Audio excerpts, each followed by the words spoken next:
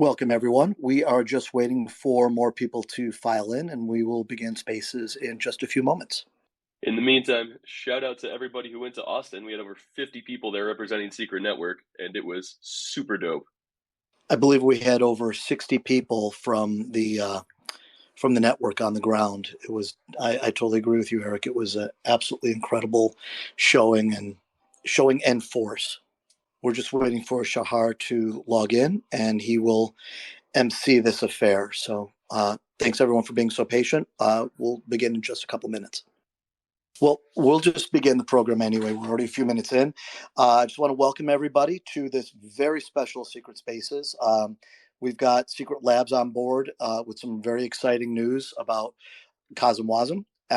Without any delay, I would love to introduce Asaf.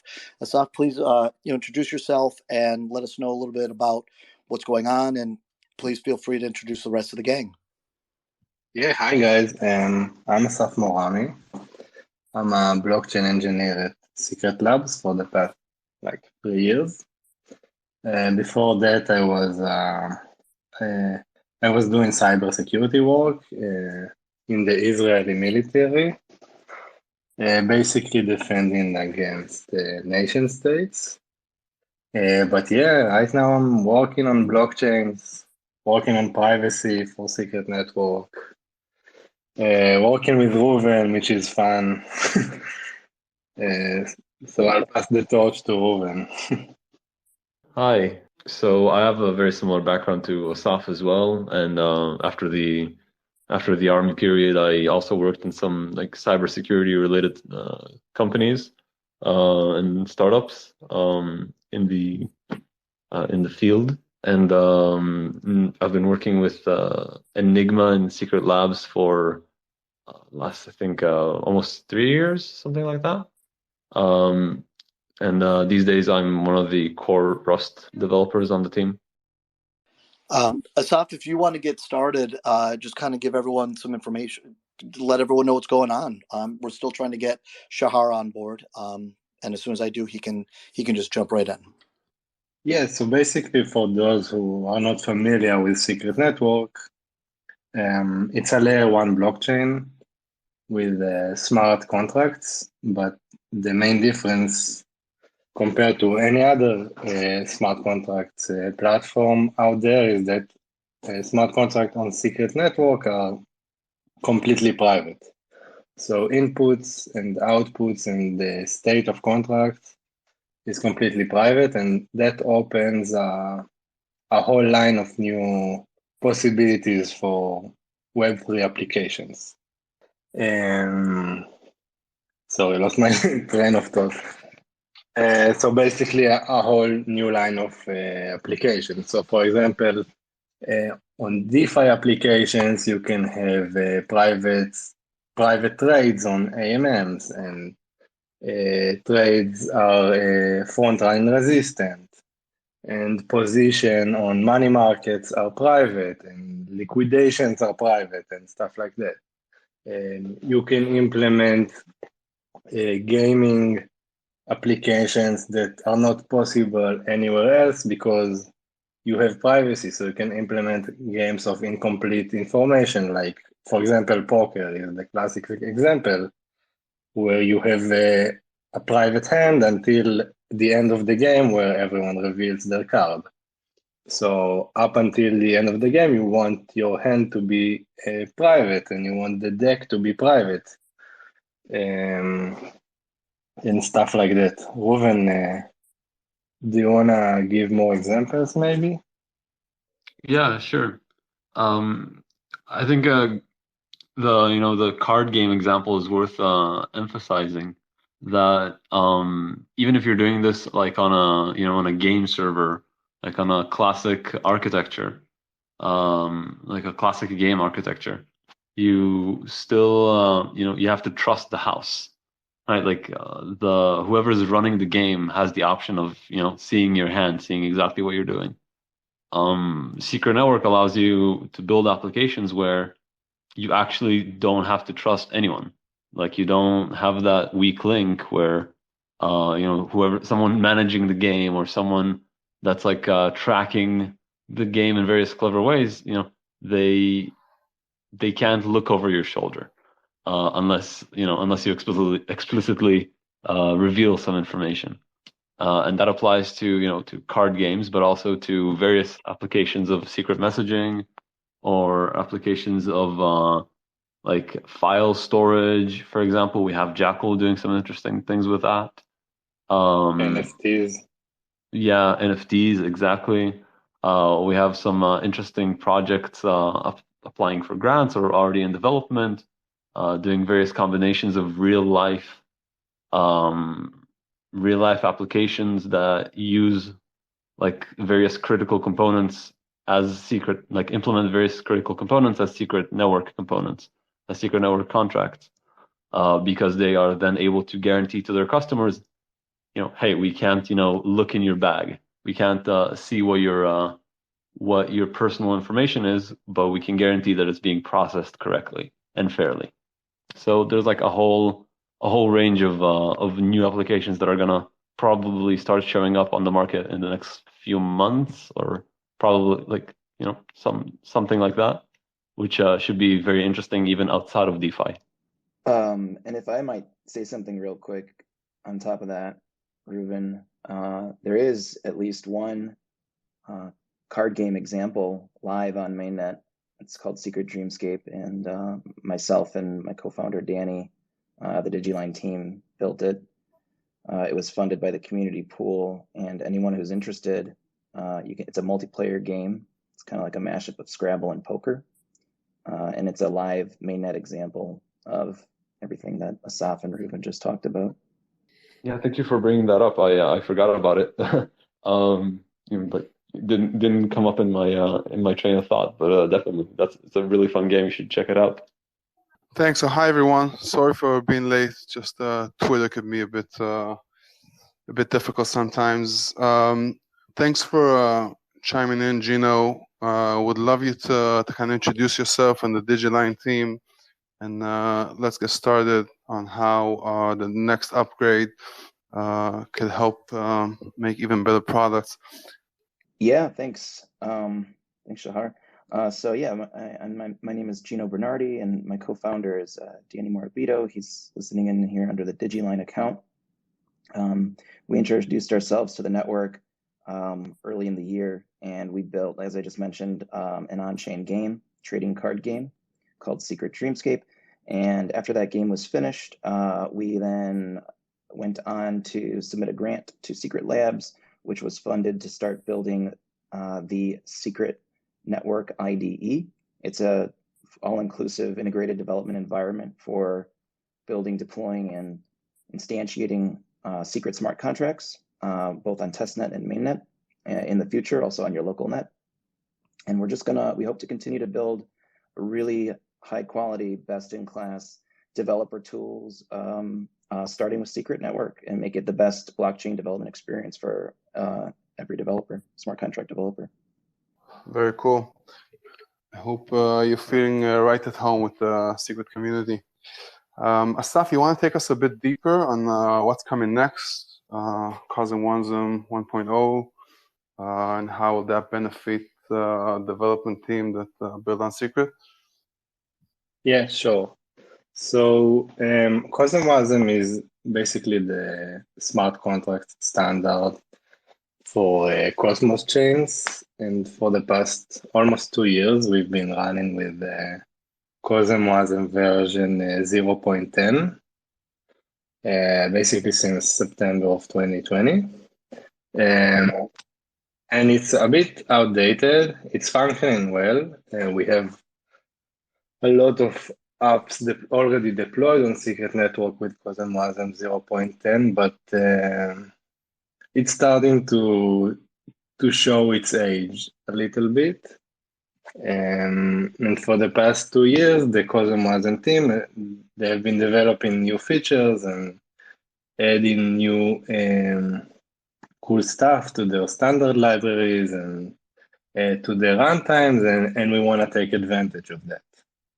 So we are very close right now to upgrading Secret Network to have CosmWasm version 1 alongside the already familiar version 0.10. Cool. And can you talk a little bit about what will that require from development teams, either ones that already has a DApp published and going and ones who are currently building it? Yeah, so we are implementing it in a completely backwards compatible way. So existing apps and dApps won't be affected. They will continue to function properly like they always have been. And yeah, basically existing apps don't have to do anything. New apps can be written using the new CosmWasm version 1 and get access to the full capabilities of CosmWasm V1. So for example, on V1, you can send IBC messages from contracts to other chains. So you can, for example, send SNP20 tokens to other chains like Osmosis, for example.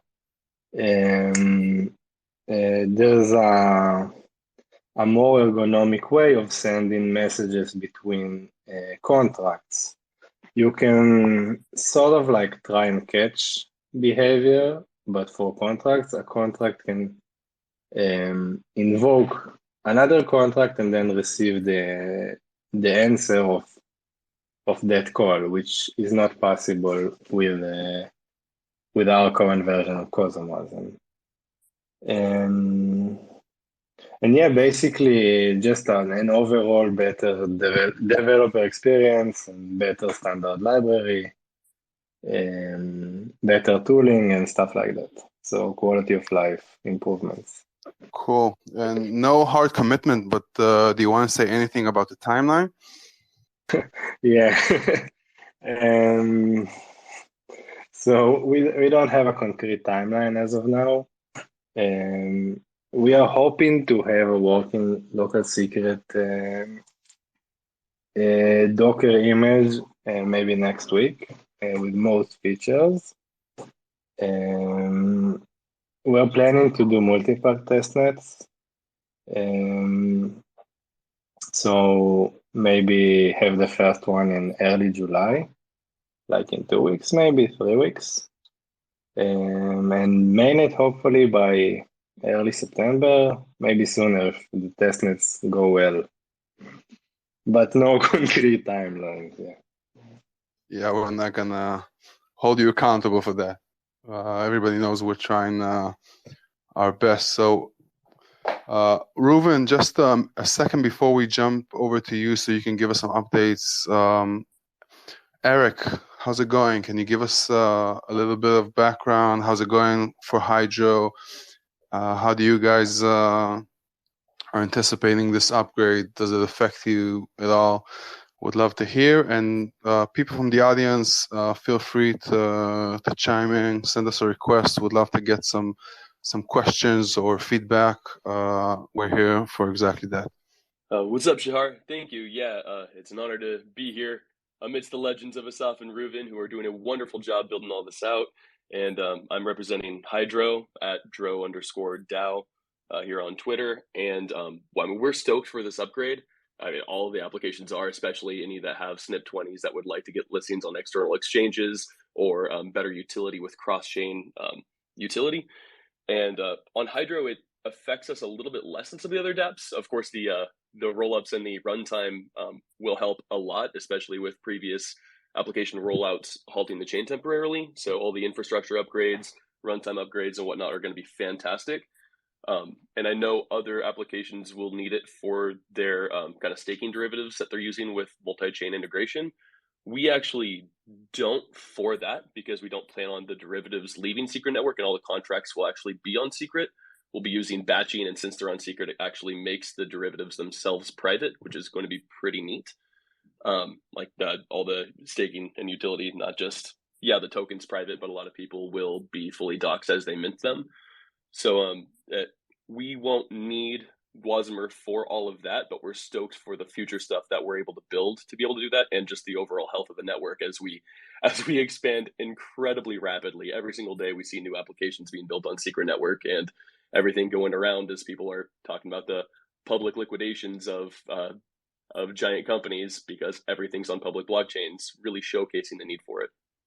Nice. Thanks for the update. Glad to hear it will run smooth on your end either way. Reuven, want to take it away? Yeah, sure. I'd love to. So yeah, a big part of what we're doing right now is trying to make the code run faster, basically. The current chapter in that process is replacing the WASM engine that we've been using so far. When we launched Secret Network, we took CosmWasm, which at the time was implemented using Wasmer, a WebAssembly engine, WASM engine. I really hope this terminology doesn't fly over too many people's heads. But basically, WebAssembly is the language that contracts are compiled to, written in Rust, compiled to WebAssembly. And you need some sort of engine that executes that code. So the originally CosmWasm, when we forked them, they were using Wasmer, which is, I believe it's one of the fastest WebAssembly runtimes out there today. But at the time, we had issues with Wasmer. It just could not run in our, in the SGX environment. So we ended up re-implementing a very large portion of the code in using a different engine called WASMI, WASMI, which was designed for blockchain environments as well. I believe Ethereum considered using it at some point or something like that. But the issue with it is that it's like 100 or 200 times slower than Wasmer is for the same code execution. So it held up pretty well for a long time, but a lot of the performance issues we've been seeing basically boiled down to WASMI running like, flowing like molasses. So we went back to the drawing board and started reevaluating which engines we can use. And we basically tried using Wasmer in a few configurations. It required a lot of like changing various things, like getting like a bunch of compilation flags right. And we narrowed down our blockers to a very small list of issues. Basically, once we resolved them, we're able to reintegrate Wasmer into our runtime environment. And basically, we're basically comparing the implementation of Wasmer to the implementation of similar WASM runtimes that are able to run inside SGX, trying to figure out how we can basically make Wasmer, like basically take it over the bridge, and get Wasmer to run fully with its like full potential inside the same environment as contracts run in today. So basically, it just requires a lot of research work, a lot of like talking to developers from like SGX developers, developers of the various WASM and WASM runtimes, and maybe in like a week or two, I hope we'll have a breakthrough in that direction. But there's a lot of stuff that is still in the air, like a lot of research work that needs to be done in order to basically make all these components work together. That's basically where we've been with that. Nice. How much faster do you guys think a soft oven like V1 is going to take us as a network? Can you talk a little bit about TPS and stuff? Sorry, Owen, go ahead. Yeah, it's pretty simple. CosmWasm 1 isn't going to improve performance. At least I don't believe it's supposed to really improve performance. And depending on our timelines, we may or may not release the CosmWasm 1 and the WASM engine update at the same time, but they will probably be released like very close to each other, I believe. Like we may, if we finish, if we finish CosmWasm 1 and we see we still like it will take like another few weeks to finish up the core runtime work, then we may split the update in two. So the big performance boost is gonna be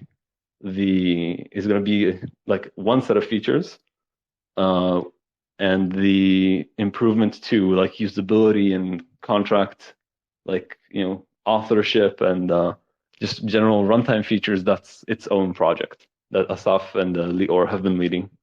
Yeah, so generally speaking, SGX adds about 30% of overhead, of runtime overhead. So if we look at vanilla CosmWasm right now, they can maybe fit in like 1,500 transactions per block. So I think like a realistic goal for us this year is to have blocks with like 1,000 WASM transactions within a block, hopefully. Asaf, you mentioned using multiple test nets. We just had the testnet governance prop passed from Tariq, Quiet Monkey Mind, which I'm pretty excited for, where we can get one like solid, robust testnet that multiple applications can use. I know right now we're doing Pulsar too, but what testnets are you guys going to use it on? And is there any kind of like public or private beta that we can, us active and interested users can use to help test things out? Yeah, so the purpose of Pulsar 2 is to be identical to mainnet. So we're not going to upgrade it yet. We're going to launch it first, like a whole new testnet, just to make sure that the teams can deploy their existing projects and they are still functioning, that we didn't break anything, that we didn't break our backward compatibility promise. And yeah, just depending on the speed in which we're developing. For example, the first testnet might be without IBC capabilities for V1 contracts. And then maybe 2 weeks later, we can upgrade it to have IBC contracts. I think in general, we're planning on doing more smaller updates, rather than having like huge update drops once every few months or like once a year, as we've been doing previously. Like what we're hoping for is to be able to, get our code base to a stable point in faster iterations. So like as soon as some new feature is ready, we're able to bring it on stage, so to speak. Guys, how do you think that other dApps from other IBC chains will be able to use Secret Network like in the future? Yeah, so there's this thing called interchain accounts, which is a horrible name, but a very cool functionality, which basically means that blockchains can send transactions on other blockchains. As far as I'm aware, there's still no implementation, like live implementation of something like that. We already enabled other blockchains, like other blockchains can call transactions on Secret Network, but we are not aware of any chains that can use this, so to speak. So it's still new, but looking a bit farther ahead, like maybe in 6 months, we're going to see CosmWasm contracts on other chains calling CosmWasm private CosmWasm contracts on our chain and interacting. Thank you for the hearts, Eric. Interacting with each other. So I think like in that regard, Secret has a lot to offer. Like from the top of my mind, like offering a chain link, like solution for random number oracles, for example. So how that would work, for example, contracts on other chains like Osmo and Juno would ask for a random number from secret network, and then a few seconds later, a contract on secret network would send a private random number to the other chain to be used in their apps. Yeah, dude, that's awesome. Interchain accounts are super, super exciting. There's so much we can do with them. And I remember back 4 or 5 years ago getting interested in Enigma with the idea of bringing privacy to other layer twos. And right now it's cool that we can offer privacy to everything that builds on us, but there are so many applications already built out without privacy, assuming it'll be handled later and more expensive. And we can be that later, and we can be that more expensive and profit as an entire network by solving this issue for all of crypto. So I'm super stoked for this first step with CosmWasm V1, but what we enable later on with interchain accounts in V2 and what we can bring everybody is the sky doesn't even begin to be the limit. Yeah, and I want to say random number generation is just like a very specific, narrow application of this. Say you have some application that allows users to upload their personal information for some aggregation purposes, right, or for some analytics purposes, but then also provides a bunch of interesting functionality based on public parts of that information or those public aggregations of information. You can have various dApps that for anything that doesn't require privacy, they would use some very, very fast network outside of secret network and use, upload private information and do private computations, like have their private engine, so to speak, of their application run on secret network as a secret contract, and then have those two communicate with each other, just directly through IBC or through whatever, without any other, basically everything working on its own without them needing to implement their own, custom components to connect those two. Like everything working together in a native way. I think there's a lot of potential there, and we'll see a lot of really interesting use cases come out of that. Nice. Gino, any words from you? How will Digiline exactly is going to help uploading smart contracts using CosmWasm V1? Sure. Yeah, so we actually just released the first version of the secret IDE about a week or so ago. So you can use it right now to upload contracts to testnet and mainnet, and there won't be really any changes noticeable to the user when we migrate to 1.0. You'll just, of course, be uploading contracts to mainnet as usual. We will update our bootstrapping starter contract. So this is especially helpful for any new contract engineers who are just getting started perhaps and just want to find a base example to work off of. So we'll update, we have a list of like around 8 example template contracts. Those will be updated to reflect, best practices in CosmWasm V1. Cool. Thanks a lot. Christian from Shade, can you hear us? Yes, I can. Finally. How's it going, buddy? Pretty good. Glad to be here. Yeah, glad to have you on board. It's been a real struggle for the both of us, I think, today with Twitter. Can you tell everyone how's it going over there at Shade? Yeah, of course. So if you call me Christian, I'm also Speem. And at Shade, our biggest product right now is Silk, especially with all the attention from Terra. There's been a lot of turmoil with Silk. So one of the things that we've been building out is a lending product that's going to be backing Silk. And one of the activities that we've been doing very heavily is economic testing and economic modeling around the types of collateral that we can use. And certainly IBC compatibility is one of those things that's going to unlock a lot of liquidity and a lot of strong collateral to increase the strength of Silk. There's a bunch of other stuff that's in progress. I won't speak on what the other teams are doing. I'm primarily involved in core Silk mechanics and the lending product.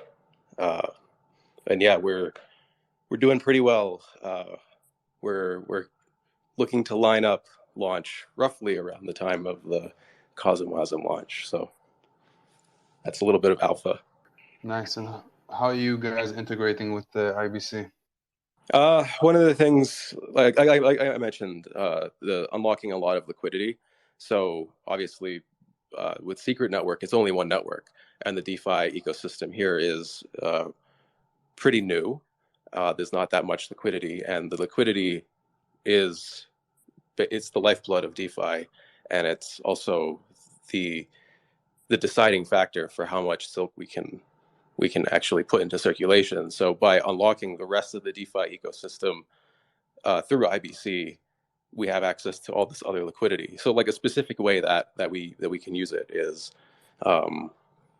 since we're backing Silk with volatile collateral like Bitcoin, we run into this situation where if the value of the Bitcoin is dropping, we got to liquidate it. But if there's not enough liquidity for Bitcoin on the chain, then we can't liquidate it. So we have to be careful with how much Silk we put into circulation. But as soon as we have this much larger pool of Cosmos liquidity that we can dip into, suddenly we have so much more power to protect the peg of Silk. And it's only one thing, but it's probably the single most important thing that we're going to get out of IBC integration. All right, good stuff. So I will just mention at this point that we do have a secret grants programs for teams who want to build and develop on top of Secret Network. We would love to have you. If you have a good idea, if you know what you're doing, just go to github.com/Secret Labs/grants. That's github.com/Secret Labs. We spell that SCRT Labs/grants. I'll add it in the comments later on. We'll tweet the recording. And yeah, just want to say thank you for everyone who joined and spoke and everyone who listened. It's been informative. We're going to do a lot more of these in the future. Secret Labs, Asaf, Reuven, guys, excellent work. We're super excited for this. This is going to be a huge catalyst for all of Secret Network and our growth. Great job. Yeah, thank you. I think we do have some time to take questions from the audience. To be honest, I even have a question for Eric, if he's down to talk some technical things on publicly, but we can get to that later as well. I'll give it my bestest. Sure, let's give it a shot. Do you guys at Hydro have plans on using IBC in any interesting way? I know you have plans on doing interactions with multiple tokens. You're doing an AMM at the end of the day, and I haven't really dug deep into it, but I did hear they have some interesting integration plans going on between different products on Secret Network. Have you thought about using IBC to integrate Hydro with other ecosystems? Yes. So right now we're focusing on building out specifically on Secret Network. There are ways we could grow with aggregation type stuff beyond that, but we'll be using IBC. We'll route it directly with our derivatives. The way we found it to be easiest for the users, because we want to build everything out for the easiest user experience possible, is to work kind of similarly to Osmosis, where people can bridge over whatever assets that are offered on Hydro. And then, like say they want to mint the derivative, which will be used for the base liquidity provision on the Hydro pools. Again, you can check our white paper at hydro.finance if you're confused between Hydro and Oxy pools. It's a pretty complicated setup in order to find a way for the AMM itself, the protocol, to earn revenue so that it can offer a token that actually has value so that we can keep high enough APRs to retain liquidity and grow it itself. Lots of economic talk, but the way the derivatives will work is the user will come across, say they have Atom on Secret Network through IBC, and they want to they can either trade that directly. They don't have to wrap anything. They don't have to mess with SNP20s. You can just trade that Atom directly and it'll route across. Or you can mint the derivative if you want to host liquidity on the main Hydro pairs for the higher APRs. And we'll use a batching system we're playing every 4 to 6 hours or so for batching to mint the derivative. And so you'll mint it directly, but on the back end, every 4 to 6 hours, it will take these kind of these new tokens that want to be staked Atom on the native asset, it'll wrap it across through IBC and stake it to our Atom contract. And then for unbondings, because even though it's supposed to be easier and cheaper to trade out, you still have the right to the underlying staked Atom with your derivative. We'll do a 1 week unbonding batch, which will allow people to click unbond, and it'll be anywhere from 21 to 28 days because the 1 week batching, and the IBC will automatically route to then trigger the unbonding on the staked asset on the native Atom side, and then send it to their proper Atom wallet. So the user won't have to do more with IBC than just deposit and withdraw their assets as they come across the secret network, which is what people already do on Osmosis. But we are using more than that behind the scenes for derivatives. That is actually really cool. That's pretty exciting to hear. I have a question, I guess. So I think there was a on-chain, 12-month on-chain fund for Terra projects or projects affected by Terra in the forums. And I think about 2 weeks ago, SCRT Labs said that they were working on a contract and they would come up with the proposal on-chain. Is that plan still happening? Because it's been more than a week, but yeah, I just want to know. I think that it is, but I'm not sure. Shachar, maybe maybe Guy wants to come up and talk about that. Yeah, I don't have an answer, unfortunately, but we will get back to you on that. Feel free to DM us on the SCRT Labs account, and we'll check it for sure. Thanks. So I'm interested to hear about Shades AMM.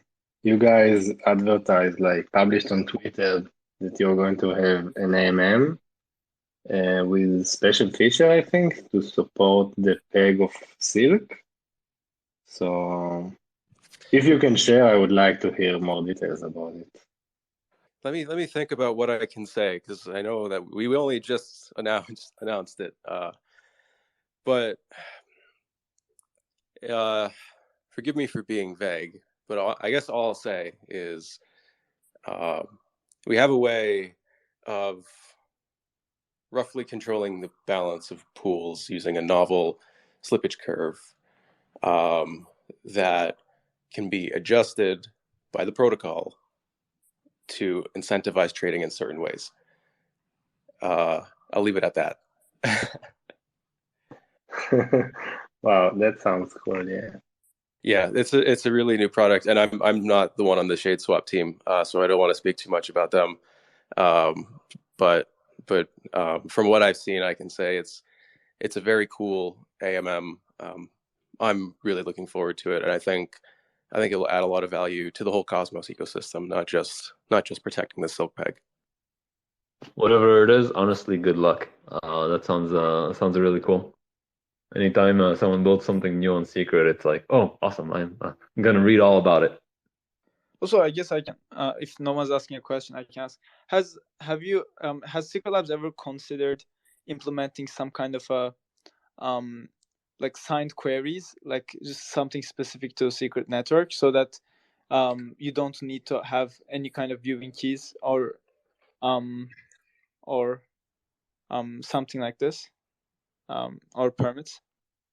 Basically, we're talking about implementing something like permits on the protocol level that's going to be transparent to the query system, right? To the contract exactly. control. I think we discussed it at some point, and we've had technical issues with it. Maybe Asaf, you remember, but it's definitely something that's worth reviewing again. Yeah, it's not. It's more of a UX issue than a technical issues. On Web3, whenever wallets access your private key, they have to ask you for permission. They don't have to, but it's the standard, I guess. So, for example, Ledger users would have to click a bunch of buttons to send queries, and apps usually use a lot of queries. So permits are a way around it, to ask only one time from the user to use their Ledger account or Kepler account or whatever to sign on a query and then recycle that signature for a bunch of queries. So yeah, we discussed it. I think that we shut it down because of UX concerns.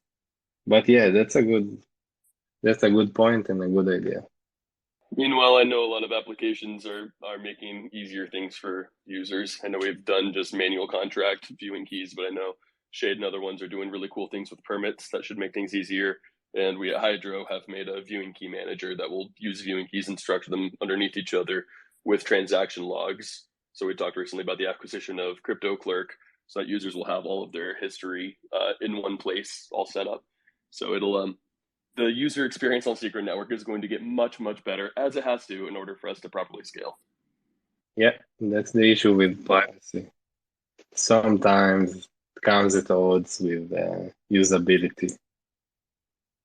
Sometimes.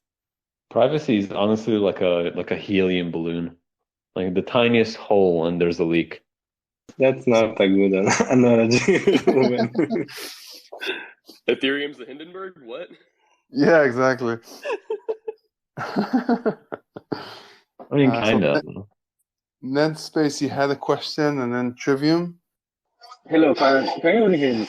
Yeah, not the best connection, some background noises, but it's we'll make it do. I just joined the space. So I've been following the secret community for quite some time, and I've been seeing projects like Shade, DrewDAO, LegendDAO, and the rest. So recently, the AMM for Shade was announced, and I know there's already an AMM for Sienna is there, and there's DrewDAO coming up. So I'm wondering, is there any way at any point where this project would actually partner up and do something together? If I understand your question correctly, because I've struggled, but I think I got the gist of it. Is there a collaboration planned between an AMM and a stablecoin project? Did I understand that correctly? Yes. Like the HydroDAO team using the stable coin of the Shade protocol team. Yes, the collaboration. Is there anything like that coming up? Maybe Shade has something like that, but I don't know. Don't reveal our secrets so early.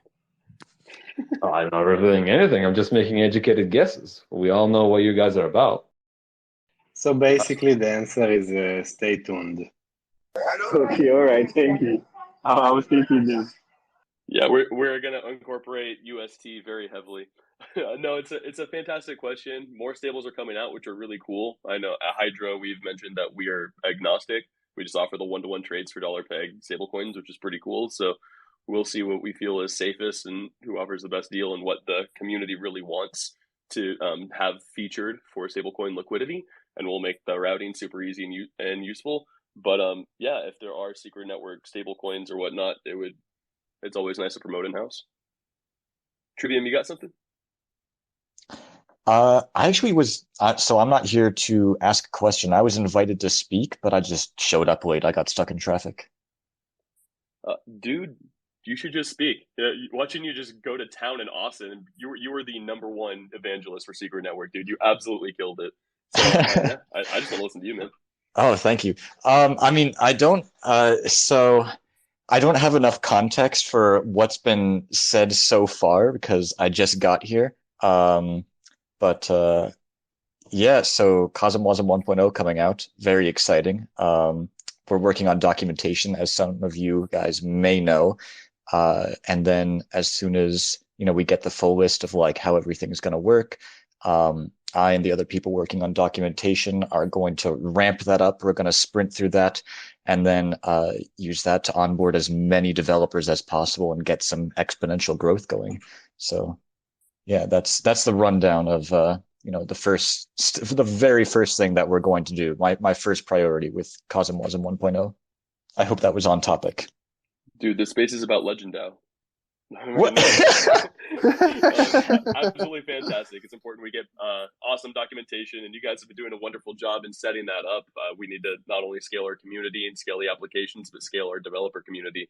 So documentation is absolutely integral, and we've seen lots and lots of great gains with some more cool stuff coming out.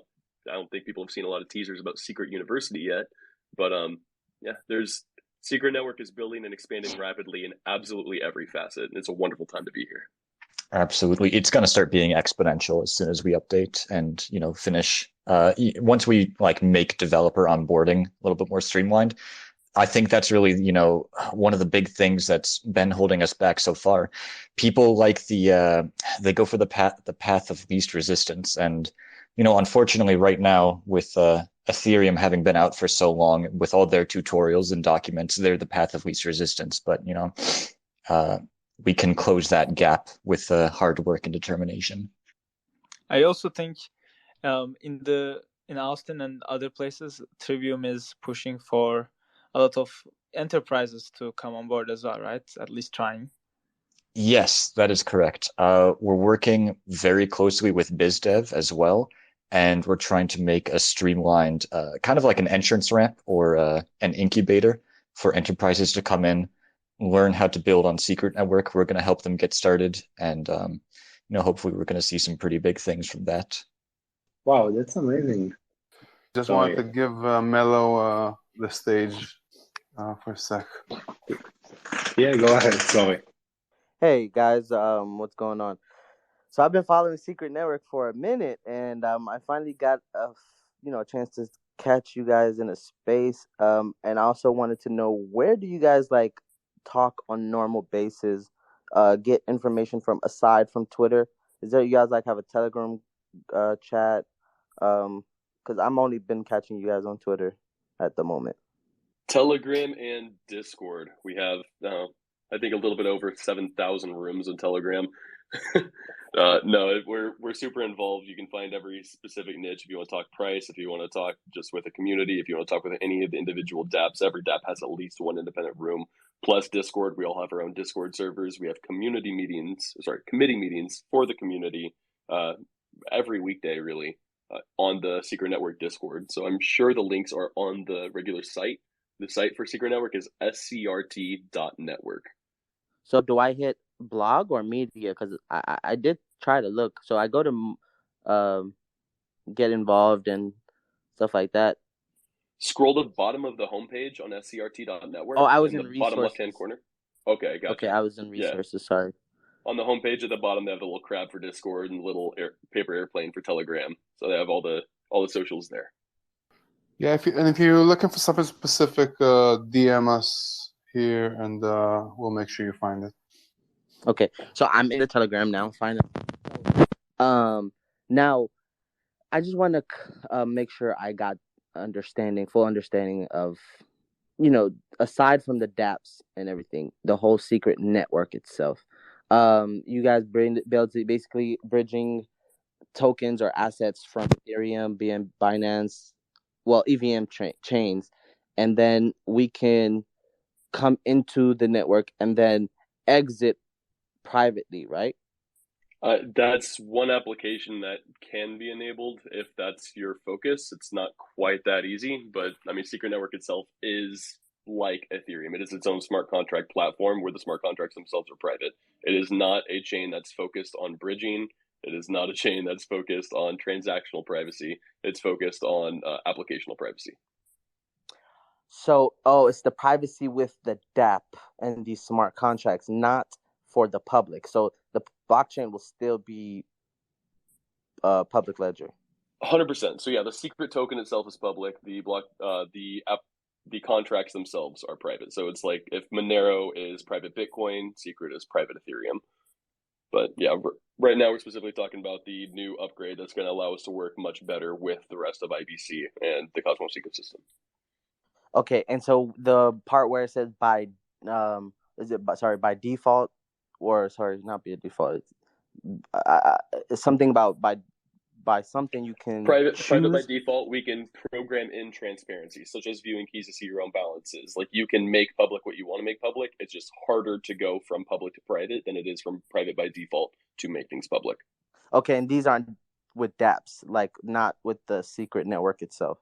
It's at the contract level, so all secret contracts are private by default, and applications use secret contracts, but secret contracts can exist outside of dApps. That's really what my only question, really, and try to get understanding of what exactly secret network is trying to bring. Someone brought it up to me, and I've been trying to do some research, but I just didn't get any clarification or try to wrap my mind around it. Yeah, DM me on Telegram and I'll help you out. At Secret Code Podcast. Okay. Yeah, but to answer your original question, if you bridge tokens from Ethereum to Secret, everything, like if you transfer the token within Secret Network, it's private. But if you exit Secret, then the token become public again. Is the wallet address the same as the EVM chain, right? No. Okay, cool. I got you, Eric. Thanks, guys. Cool. So if there's no more questions, and thank you everybody for joining, and we will do this again real soon. Have a great night, great day. Great job building. Have a nice day, guys. Take care, everyone.